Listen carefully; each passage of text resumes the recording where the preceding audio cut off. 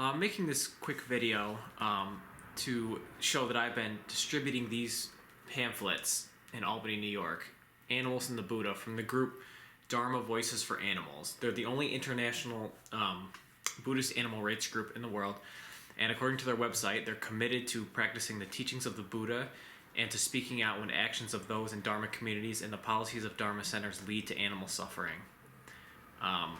They want to speak out about the harm they cause other sentient beings when we eat them, wear them as clothing, or use products that are tested on them. So, thank you.